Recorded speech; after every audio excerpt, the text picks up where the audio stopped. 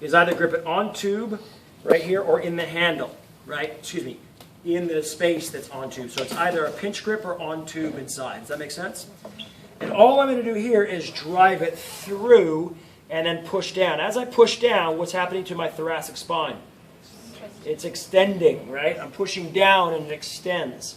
And then I would switch grips. If I have it this way, I can just pull it this way and then drive it down. Okay? And then I would simply just switch sides as I go through. And that would be my first, most basic form. Does that make sense? Mm-hmm. Could some of your clients do this right away?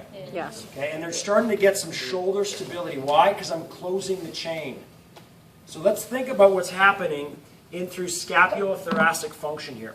If I go into the ground, my hand is essentially hitting the ground is pushing back. My shoulder blade is propped up as a function of the connection to the arm. Where's my thorax going? Down. So can you put your hands up like this? If you were both shoulder blades, right, and this was the spine, and the thorax was connected to it, leave your hands where they are.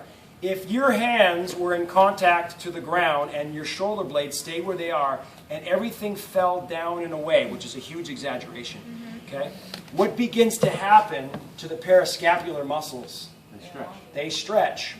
Okay? Serratus anterior, so just to put it in context, two shoulder blades are right here, the thorax is underneath here, it begins to fall away. This is my right shoulder blade, right here. The serratus anterior goes medial border of the scapula all the way to the front of the ribs. Are you guys with me? Yeah. Okay? What's happening as it falls away? Stretching or shortening? Stretching. Okay? Rhomboids, right, this is my thorax. Spinous processes go to the medial border of the scapula, right?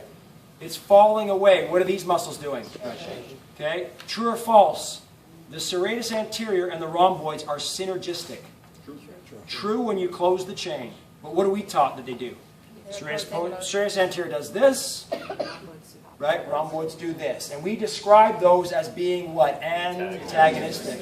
Okay? There's no such thing as an antagonistic relationship in the human body. It's far too energy expensive. All we've got to do is find out in what environment two muscles become synergistic, and you introduce that into your training. There is a reason why we crawled before we walked. Why? Just one reason is we set up all 17 parascapular muscles to do the same thing at the same time, which is stretch and what? Shorten. So when we crawl, your serratus anterior and your rhomboids are completely synergistic. Does that make sense? Yep. Got it? Is that the same thing for a push-up? Same thing with a push-up.